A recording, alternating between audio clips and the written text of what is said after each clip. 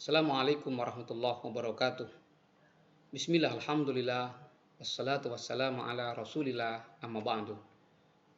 Bapak dan Ibu sekalian, para peserta pelatihan yang berbahagia dan kami banggakan. Alhamdulillah, pada kali ini kita sudah sampai pada materi penyusunan rencana pelaksanaan pembelajaran atau RPP bersama saya Solehuddin, Wida Iswara Ahli Madya, Balai Diklat Keagamaan Surabaya. Mata diklat ini berbicara atau membahas dua hal. Yang pertama adalah menganalisis komponen RPP dan yang kedua menyusun RPP. Masih ingat Bapak Ibu si RPP? RPP adalah kegiatan pembelajaran tatap muka untuk satu pertemuan atau lebih, dikembangkan dari silabus untuk mengarahkan pada kegiatan pembelajaran dalam rangka prinsip dalam hal ini adalah satu RPP adalah satu KD. Ini yang tidak boleh dilupakan Bapak dan Ibu sekalian. Sejak tahun 2013, perkembangan kurikulum 2013 begitu dinamis. Namun, yang sering kita jadikan patokan adalah gabungan antara kurikulum 2013 yang diterbitkan melalui Permendikbud nomor 103 2014 dan juga Permendikbud nomor 22 tahun 2016. Apa yang membedakan? Di Permendikbud nomor 103 ini, kompetensi inti tercantum di dalam komponen, sementara media, alat, dan sumber belajar ini diletakkan di bagian akhir. Sedangkan pada Permendikbud nomor 22 tahun 2016, kompetensi inti dihilangkan dan penilaian di bagian akhir. Dari sini kemudian ada semacam ijtihad atau modifikasi dari kedua versi tersebut, yakni mencantumkan kompetensi inti dan menaruh penilaian pada bagian akhir komponen di RPP ini, Bapak Ibu. Pada tahun 2017 ada revisi di mana 4 hal ini harus tercantum di dalam menyusun sebuah RPP. Yang pertama adalah penguatan pendidikan karakter. Bagaimana nilai-nilai religiusitas, nasionalisme, gotong royong, dan seterusnya ini hadir di dalam proses pembelajaran. Yang kedua adalah literasi.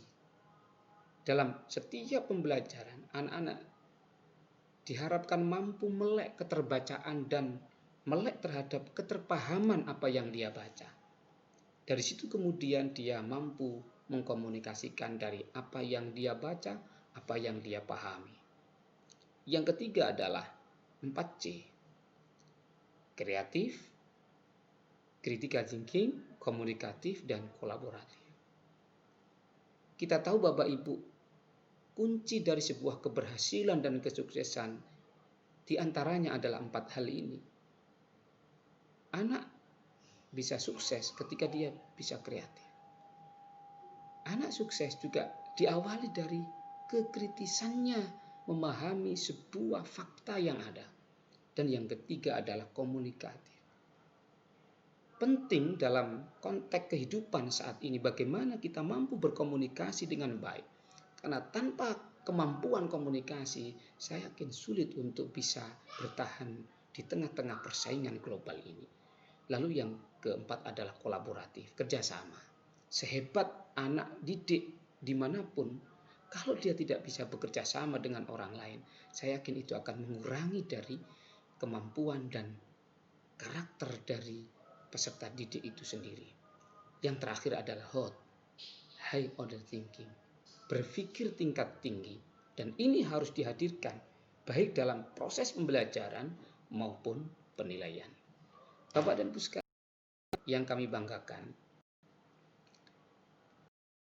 2019 yang lalu, Menteri Pendidikan dan Kebudayaan menerbitkan Surat Edaran nomor 14 tahun 2019, di mana dalam edaran ini RPP yang sudah kita modifikasi sebelumnya disederhanakan menjadi 3 komponen saja. Yang pertama adalah tujuan. Bagaimana pembelajaran itu bisa tercapai, ini harus dituangkan dalam RPP ini. Yang kedua adalah langkah-langkah. Di langkah-langkah ini ada pendahuluan, kegiatan inti, dan juga penutup. Di kegiatan pendahuluan, kita tahu bahwa ketika masuk dalam sebuah pembelajaran, kita arahkan peserta didik untuk mengingat kembali mata pelajaran sebelumnya, kemudian menghubungkan materi sebelumnya dengan materi yang akan datang atau yang akan dipelajari. Pada kegiatan inti, bagaimana peserta didik itu mengalami pembelajaran atau menemukan sebuah pengalaman belajar melalui strategi, melalui pendekatan, dan juga melalui metode pembelajaran yang dirancang oleh seorang pendidik seperti Bapak dan Ibu sekalian ini. Maka di sini diperlukan kreativitas bagaimana menghubungkan atau menyesuaikan antara materi dengan strategi yang akan diterapkan. Yang ketiga adalah bagian dari penutup. Pada bagian ini Bapak Ibu jangan lupa melakukan tes akhir atau post test, dan yang tidak kalah pentingnya adalah apa tindak lanjut yang akan dilakukan oleh peserta didik. Selanjutnya bagian yang ketiga atau komponen yang ketiga adalah penilaian. Di sini teknik penilaian dan instrumen penilaian jangan sampai kita lupakan. Teknik penilaian yang kita kenal ada 3. Yang pertama adalah penilaian sikap, pengetahuan yang kedua, dan yang ketiga adalah penilaian keterampilan. Saya kira ini Bapak Ibu yang perlu kita bahas pada materi penyusunan RPP ini. Dan yang paling penting adalah kami berharap Bapak Ibu bisa menyusun RPP dengan menyesuaikan dengan edaran yang sudah berlaku saat ini. Selamat mengerjakan tugas. Assalamualaikum warahmatullahi wabarakatuh.